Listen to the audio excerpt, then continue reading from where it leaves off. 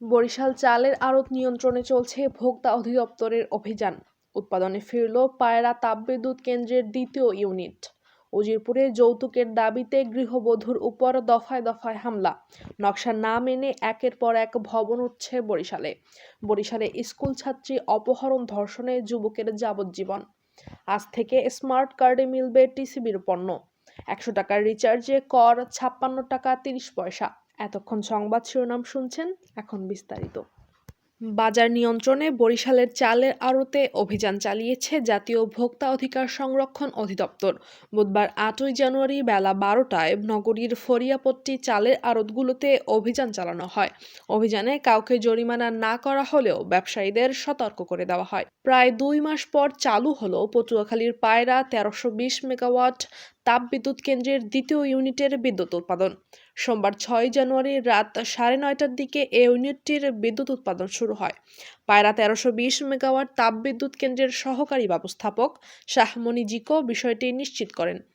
উজিরপুরে যৌতুকের দাবিতে এক গৃহবধূর উপর দফায় দফায় হামলা চালিয়েছে স্বামীর পরিবার, এমন অভিযোগ পাওয়া গেছে। আহতকে মুমূর্ষু অবস্থায় উদ্ধার করে উজিরপুর স্বাস্থ্য কমপ্লেক্সে ভর্তি করা হয়। হামলা ঘটনায় নির্যাতিতা বাদী হয়ে উজিরপুর মডেল থানায় অভিযোগ দায়ের করেন।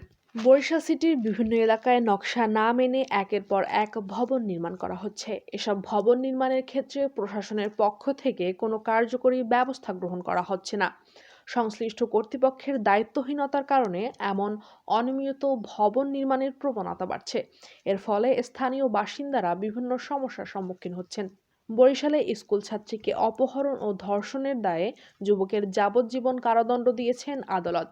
পাশাপাশি ১,৩০,০০০ টাকা জরিমানা অনাদায়ে আরও ৬ মাসের কারাদণ্ড দেওয়া হয়।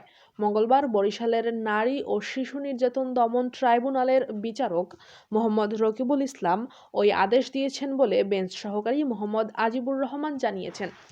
বুধবার ৮ই জানুয়ারি থেকে দেশব্যাপী নিম্ন আয়ের পরিবারের মাঝে ভর্তুকি মূল্যে শুধুমাত্র স্মার্ট ফ্যামিলি কার্ডের মাধ্যমে টিসিবির পণ্য বিক্রয় কার্যক্রম শুরু হবে।